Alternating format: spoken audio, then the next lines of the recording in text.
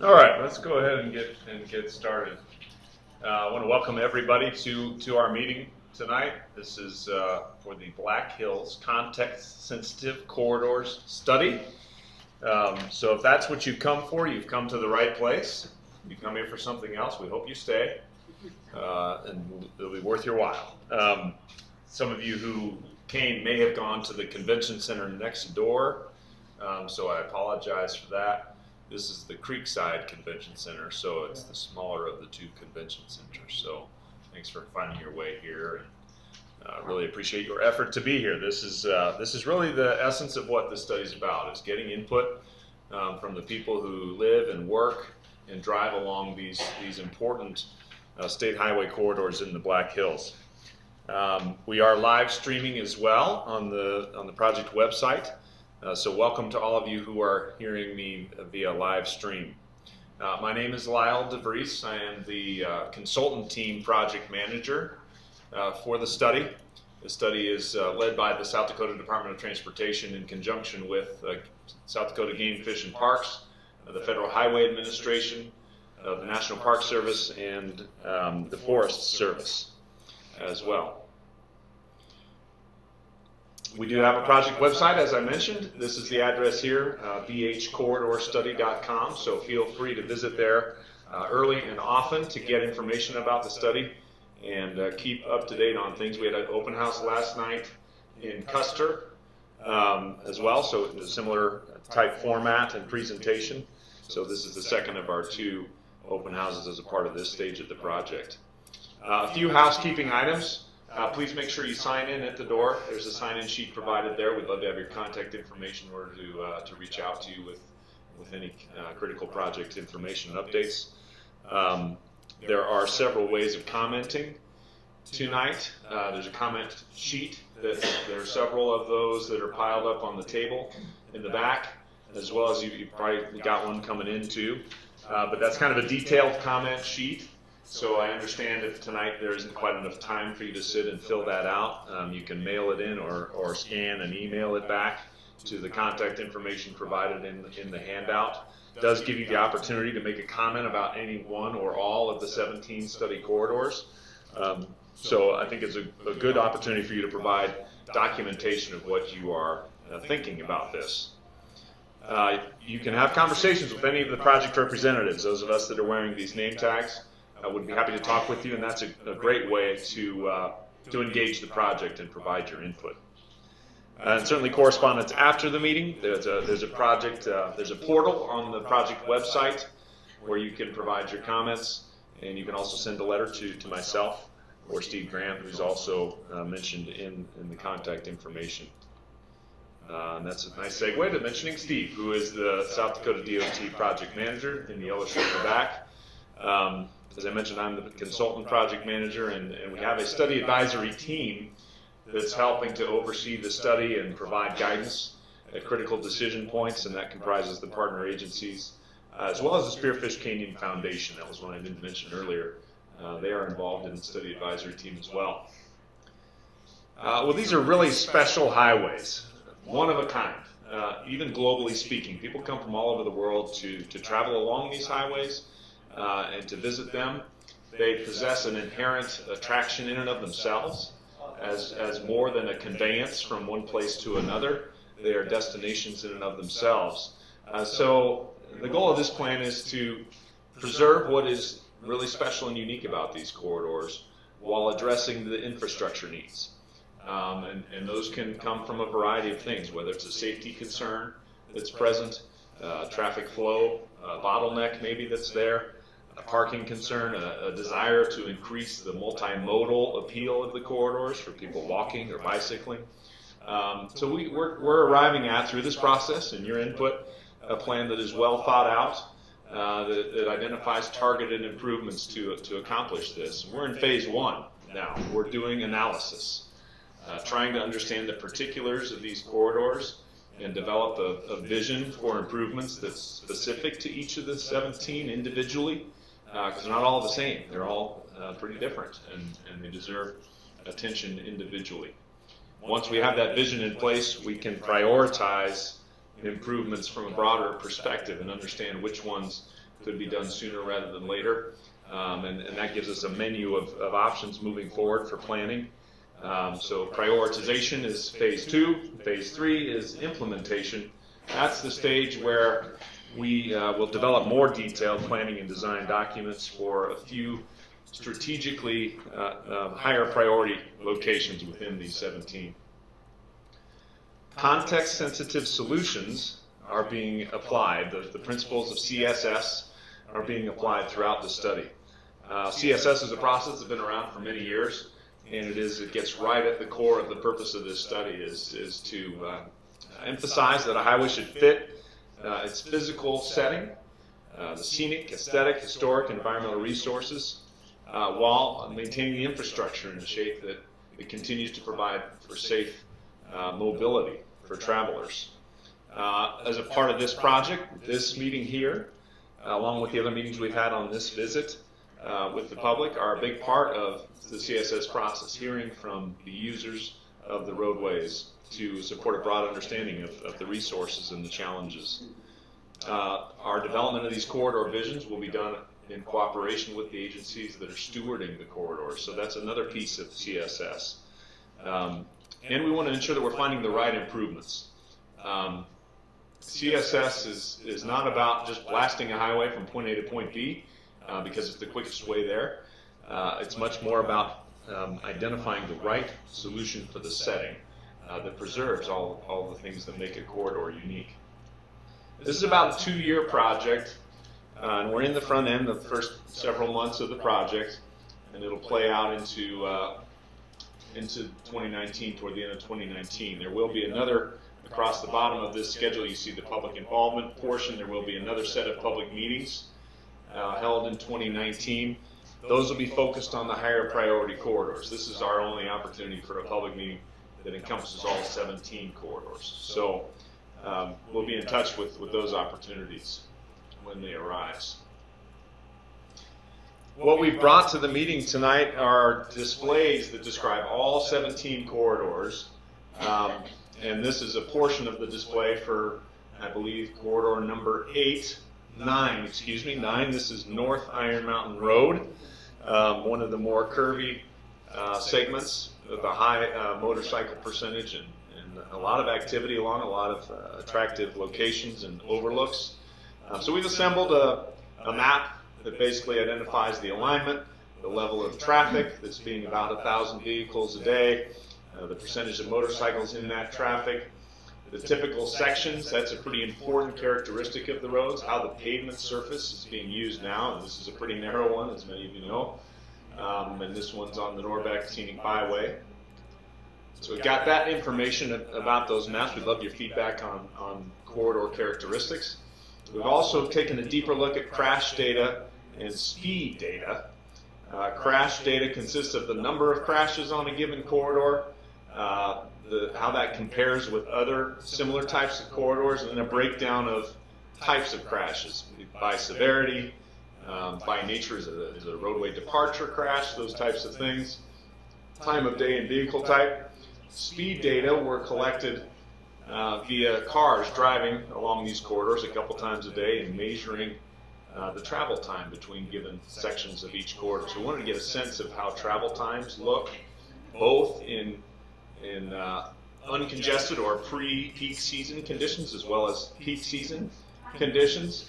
So you can see on Iron Mountain Road there's a lot of variability in the travel speed. That's probably a result of those curves and the way different people navigate around them. And sometimes you'll see a bigger dip in speed. Often that's because there's a kind of train of cars that are maybe stuck behind a slower moving vehicle, or there's a buffalo on the road, or things like that. So we start to pick up on some of those things. Pedestrian activity too. Bridal Veil Falls is a good example of that along Corridor 1, which is one of the north corridors. So we have 5 of our 17 corridors that are in the north. Black Hills. I'll just briefly describe categories within those 5. Corridors 1 and 2, one gets you through Spearfish Canyon, and the south end of that is Corridor 2. Corridor 1 has a little broader shoulders provided, more curves though in the north portion. The south portion is more constrained physically. There's a stream on right adjacent to the road, and a lot of difficulty in the infrastructure handling that. Corridor number 3 is one of the ones that really emerges as a higher crash location, and many of those are concentrated in the southwest portion of Highway 85. Corridor 4 is it's our most urban corridor, but it's right outside our site here now. It's between Lead and Deadwood. It is confined by a rock formation on one side, certainly a constrained section, and some multimodal desires there too to make that a little bit more friendly for non-motorized traffic. Corridor 5 is Terry Peak Road with moderate traffic levels and no regional continuity, but it is a state highway. Pavement condition is fair on that one, we noted that. And the south corridors, of which there are 12, corridors 6 and 7. 6 is past Jewel Cave National Monument, 7 is through Custer State Park. These have higher relative traffic volumes. This is sort of a connection east to west that conveys traffic more regionally. Some shoulders are provided there. Number 7 shows some wildlife and road departure locations along its length that are important to focus on from a safety perspective. 8, 9, and 13. So this is Iron Mountain Road and Needles Highway, very highly visited roadways and highly treasured views, and very tight, constrained sections with a high percentage of motorcycles. Corridors 10 and 11 are regionally connected to South Dakota Highway 79, so they play more of a regional conveying of traffic role. Shoulders are provided on these, so where you don't see shoulders on numerous of these corridors, you do see them more present on corridors 10 and 11. 12, we're almost through. 12, 14, and 15 are all, like some others in the set, are part of the Norbeck Scenic Byway. Moderate traffic levels, limited provision of shoulders on these particular highways. And the final 2 are 16 and 17. These are in the vicinity of Mount Rushmore. We do see a concentration of roadway departure type crashes west of Mount Rushmore. There are multiple pullouts, pedestrian and vehicle conflicts around Mount Rushmore itself, sort of impromptu parking areas, if you will, and that's one of the unique features of this corridor is its proximity to this national monument and the need to accommodate that access while also conveying traffic. So, there's kind of 4 main public input points we'd like to hear from you on tonight.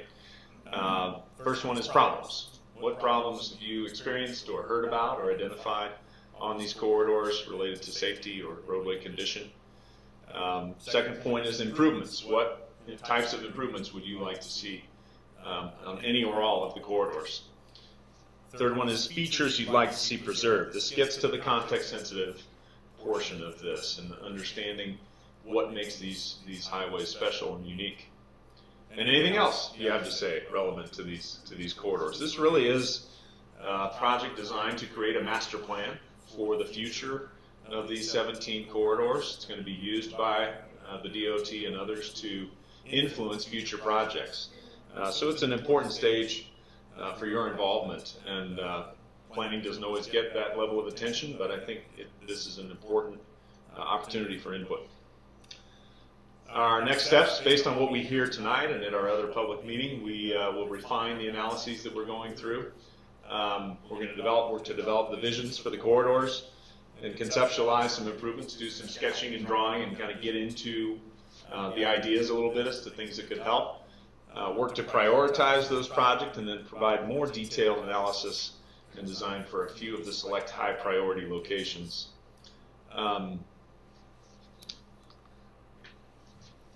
That's all that I have in terms of a formal presentation.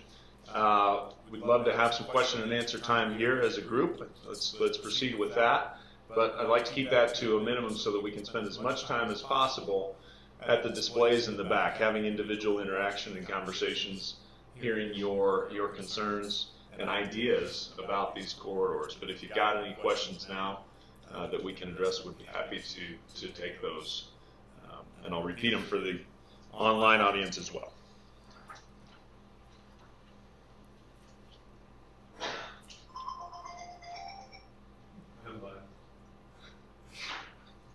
Okay. Hearing none? I think we do have some Good. questions. Let me pick it off. What are the immediate and long-term plans for solving the traffic problems at down at I want to say Squaw Creek. It's not Squaw Creek. It's Devil's Bathtub. Yes. So the question was, what are the immediate and near future plans for addressing some of the traffic problems that are present at Devil's Bathtub? And we have been having several conversations about that. Certainly been brought to our attention as a project team. And just so I get an accurate sense of what some of those observed problems are, I think what we're hearing is that there's an interest in Devil's Bathtub and visiting it. So but there's not the parking there to accommodate that interest. And I know that the agencies are aware and talking about solutions to that. So I think at the stage we're at tonight, it's about continuing that conversation and working toward an answer. What I've been hearing from people is everybody wants to work on an answer and get there for parking. So is that a fair assessment of what's happening now? And Mike, the area engineer, is here. You can maybe speak to that a little bit. We're actually going to have a meeting on Monday with all the interested parties just to discuss what we can and cannot do. We had a meeting about a year ago as well. We have some solutions, but we have to work through, of course, NEPA regulations and some other things we have to work through in order to get that, what we think is a good solution established. But it's going to take us some time. To sum up briefly for the online audience, Mike Carlson, the SDDOT area engineer, mentioned that there's a meeting on Monday to talk further about that issue, and everybody's working toward a solution. I think that's maybe the essence there, but it's going to take a little time to get there. Well, the comment along that line is the parking problem is a symptom of a larger problem. There are several problems. Obviously, affect the owners. It's tremendous degradation of the environment for the owners, but the damage to the creek and the riparian area next to it needs immediate attention, as well as the parking. So the parking is a result of it being an attractive place, but it needs to be done not just for the parking, but for all the agencies involved solving the total problem. And the creek can only stand so much damage. Just a quick pause for the online audience. What was stated there is that the problem is broader than strictly a parking issue. There's a broader habitat issue and the need to preserve and protect what's there and repair some damage. So it needs to be looked at from a broader perspective. Is that fair? Okay. Some of the things that I noticed that are happening there is there's a rapid decline of the dipper bird, and they're close to being on the endangered species list.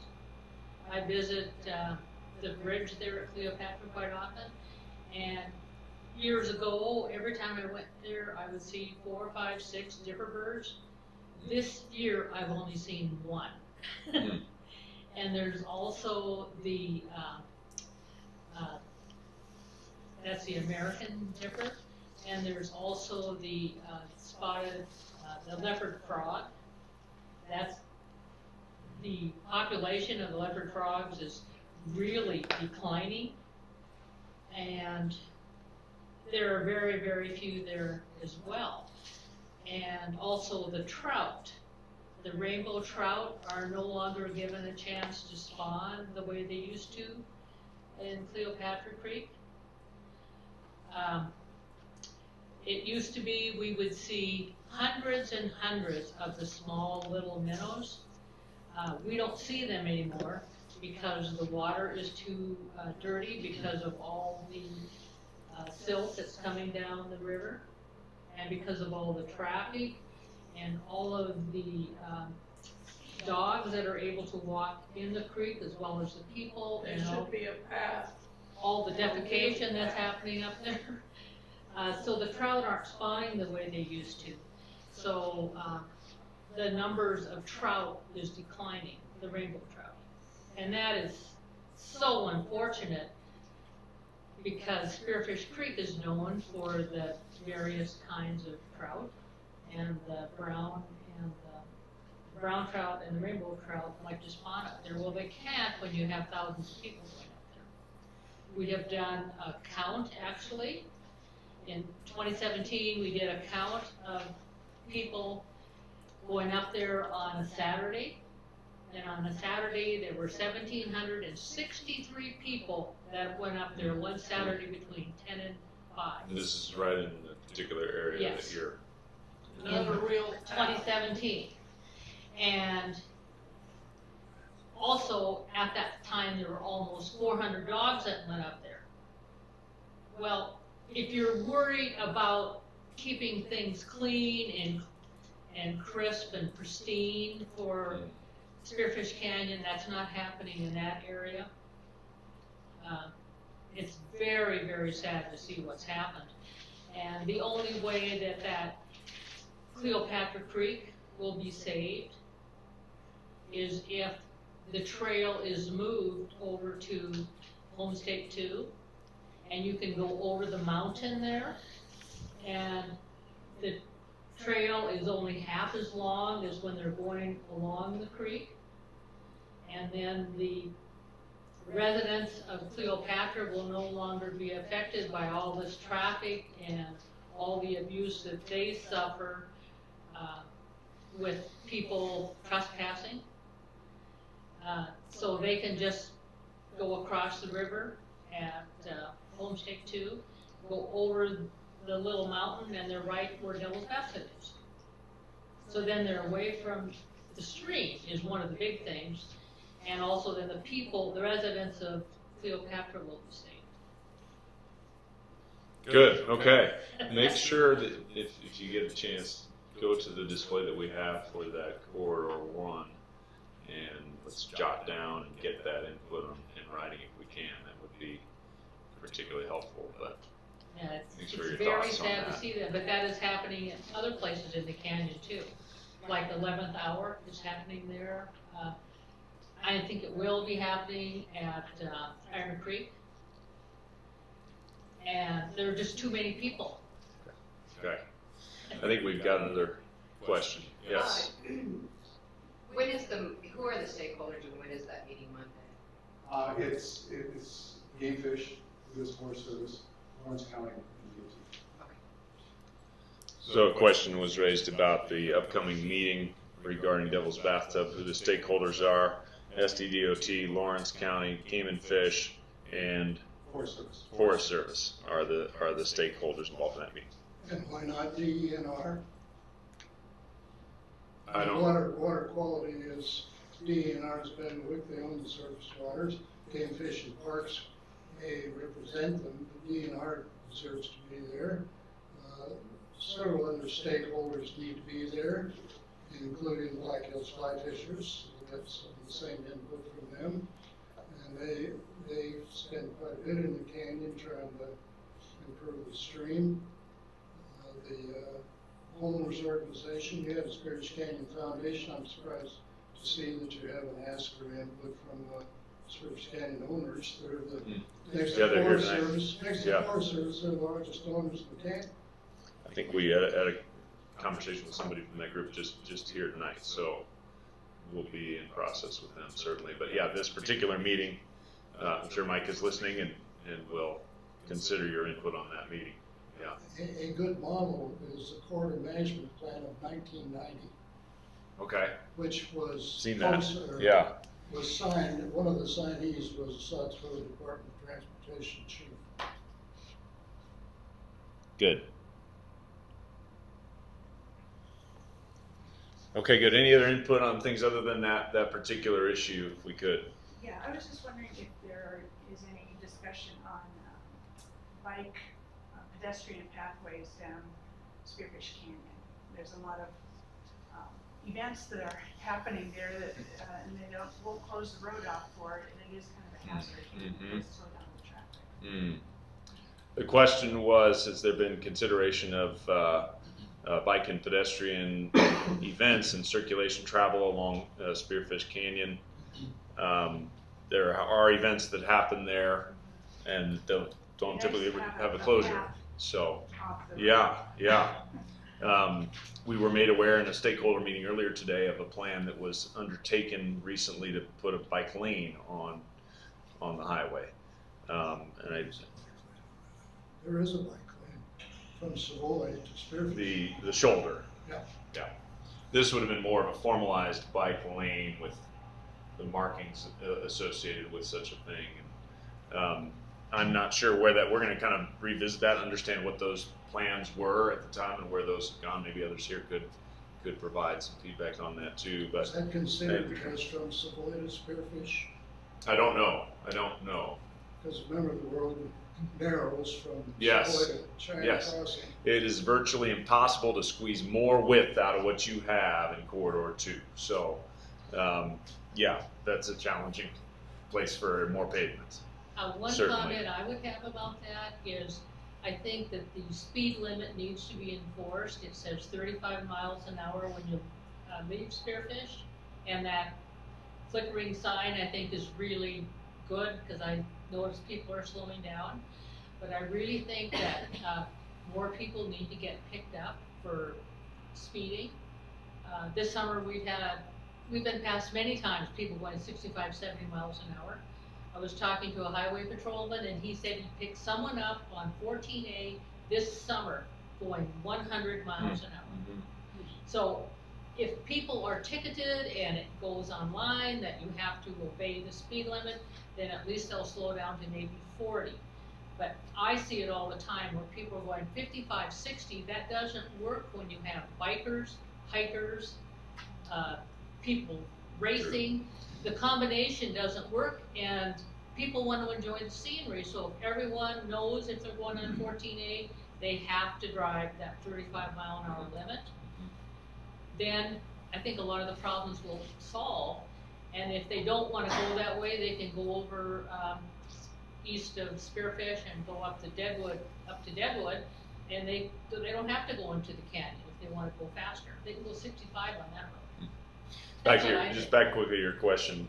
The answer is yes, simply put, that bicycle and pedestrian traffic through the canyon has been talked about and considered and studied in the past, and we'll consider that information here too. And certainly the shoulders attempts have been made to make sure the shoulders that are there are preserved.